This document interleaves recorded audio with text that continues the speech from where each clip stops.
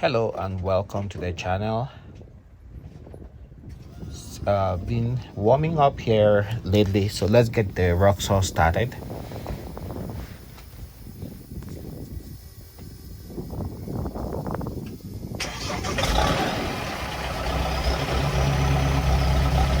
Bingo, started without issue. Temperatures are about 34 to 38 degrees. It's above freezing. And we have the last of the snow, which is slowly melting. But we're expecting some more snow within the next 48 hours.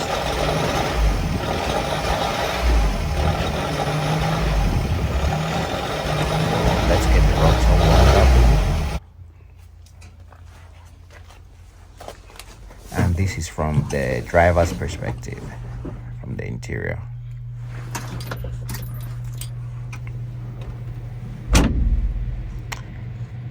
Today I noticed my speedometer is pegged at about 25 miles per hour. But right now it is not connected, so that is not an issue. No worries there. So I'm just gonna back it out to where we have a little bit more room for today's project.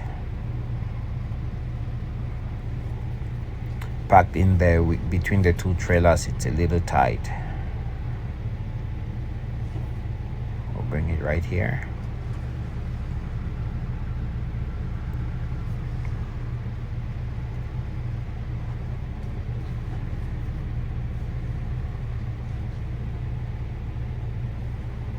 And somewhere there should do.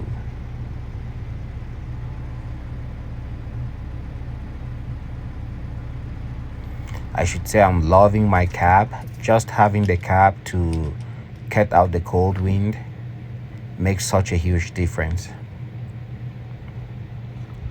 So today we'll just be greasing all the grease points I can find underneath the Roxor. So let's take a look. Remember previously I had some kind of leak where I have where you have the fuel filter, but after driving around for a little bit the leak stopped on its own. That's why you can see that driver's side of the axle looks wet. It's just some diesel that leaked down there. So this is the passenger side. I'm trying to see if I can see any grease points, but I'm not having any luck. Cannot find anything. Looking at the front suspension components, nothing really. This is the grease gun I'll be using.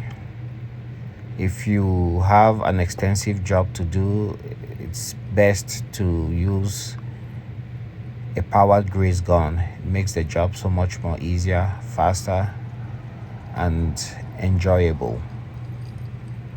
So this is the one I'll be using. So finally I decided to start with the easy grease points right there on the suspension where you have the leaf spring. There's a grease zerk right there. So I hook it up to the gun and then I press. You can see the grease come out.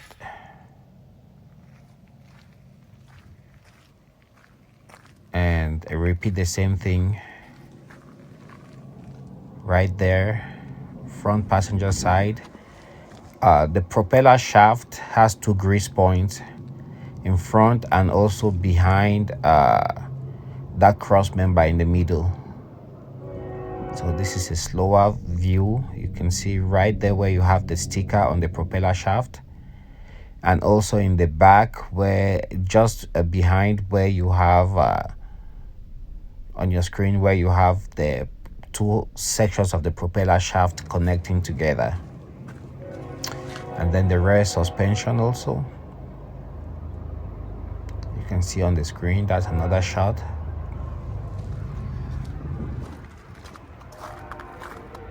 And on the driver's side, you got that 1 point. So all in all, I had just 6 points where I had to grease the Roxor. I suspect there might be a few more that I'm missing. So guys, if you can think of any, let me know. I almost thought the universal joint on the propeller shaft had a grease zerk. I'm not positive, but I'll keep looking. And this is a 1993 Ford Ranger XLT. That my buddy Victor, he called me up and said, "Hey man, I got a car for you. It's a 5-speed, 4-cylinder mini pickup truck. Still a pretty decent interior for the year. Analog gauges, manual cranks on the windows." So went out there with a trailer, brought it home. The issue he was having with it is the clutch was out. So a quick look at the vehicle, I realized you put it in gear and it won't move, but you put it in neutral, then you can push it around. It's got those two nice cup holders by the gear shift lever. Nice little stereo, aftermarket stereo.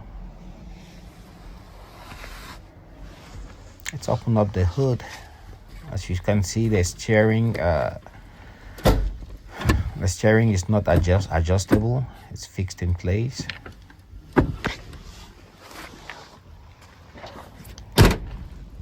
It's a nice little pickup. A little tight on the interior. So we pop the hood. It's quite interesting. A lot of things going on down there. Let's prop it up. So this is supposed to be a 4-cylinder engine, but if you look on the left there, around the center of your screen, you have all those cables, spark plug wires. It looks more like an 8-cylinder, and it goes on both sides of the engine. So I had to look over and over, make sure my eyes were not playing tricks on me, that it wasn't a small V8 that was wedged into this body. You can see the exhaust stack right there. Pretty nice. Looks well executed. You can see the timing belt cover is out, and the power steering is being held on by those straps. Let's look around. Yep, that's loose. Will need to be tightened up.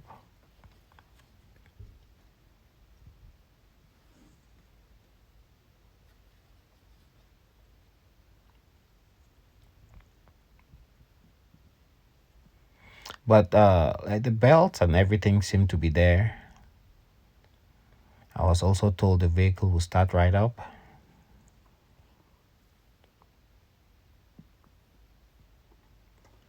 Look around. The engine bay will need to be cleaned up too. You can see there's been many years worth of driving on dirt roads.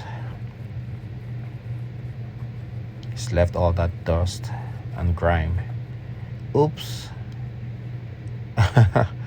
That's the reservoir for the clutch master cylinder. Empty. Otherwise, everything seems to be there. No major leaks. It's a nice little 4-cylinder engine. We'll need to secure the battery. Oh, it's secured, I can see. Yeah, everything seems to be there, and only thing I can see right now is the clutch master cylinder is empty. Check the oil, it looks a little dirty, but it's not low, so it's gonna definitely need an oil change.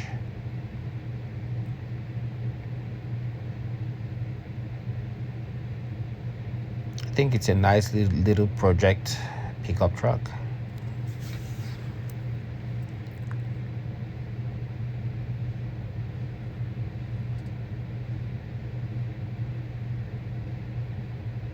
Yep, this will be a good candidate to switch over to synthetic oil. See if it will help the engine run a little better. I haven't tried to start it yet, so that's me just speculating that the engine runs rough. So all in all, everything is there.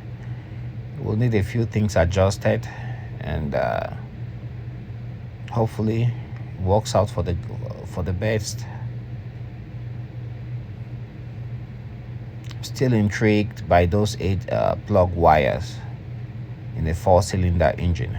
Never seen anything like that. Maybe in aircraft engines where there's inbuilt redundancy, there you have 2 plugs per cylinder for gas powered aircraft engines. But for a vehicle that is on land, that's a first for me to see 2 spark plugs per cylinder going on either side of the head. You have the old school clutch fan, actuated when the temperature rises, then the clutch engages. It looks like we need a DOT 3.3 clutch fluid to fill the reservoir. So we got some .3 brake and clutch fluid. A point about these things is if you have one that has been sitting around for a while, couple of months, years, just toss it away, get a brand new fluid. They're hydroscopic, so they would attract water if left open. Ooh, look at the amount of air coming out, all those air bubbles. Yeah, so brake and hydraulic fluid would attract water and lose its effectiveness over time. So in projects like this, you always want to have the freshest container that you have with you. So after topping off the reservoir on top and under the hood, come to the bell housing. You have the slave bleed screw on top. Use a 5/16, crack it open just a little, not too much, just a little, and then you go into the vehicle and you start pumping away. Minimum you would have to pump would be at least maybe 200, usually more. So that's a 5/16, which is what is used. I used to crack open that little bleed valve, whatever you call it. So after pumping for like 300, 400 times, finally got some the clutch to be able to release with the engine running. So here we're just trying to start the engine and see if we can shift through the gears.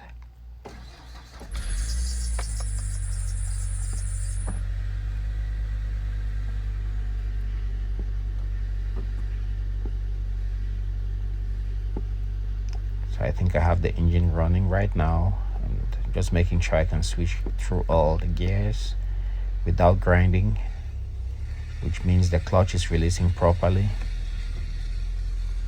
Power steering is screaming. it's gonna need some servicing. But the vehicle started up and I could shift through the gears, as you can see, without grinding. So essentially the major problem with this Ford Ranger was it got some air into the clutch system.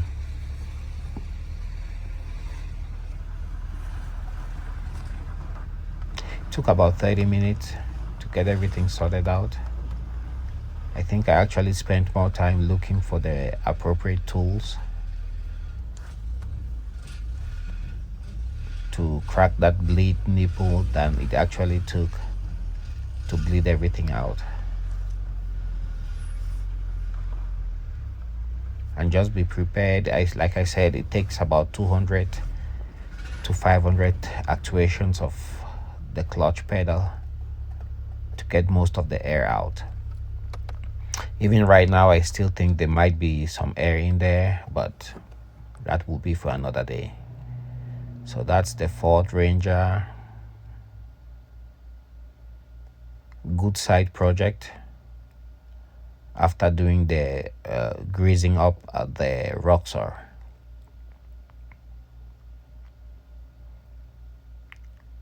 So there's still gonna be a few other things to do on this Ford Ranger.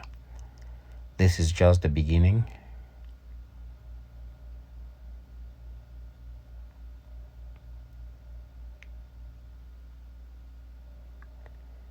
And thank you guys for watching. If you haven't subscribed yet, please go ahead, hit the button, subscribe, and see you guys on the next video.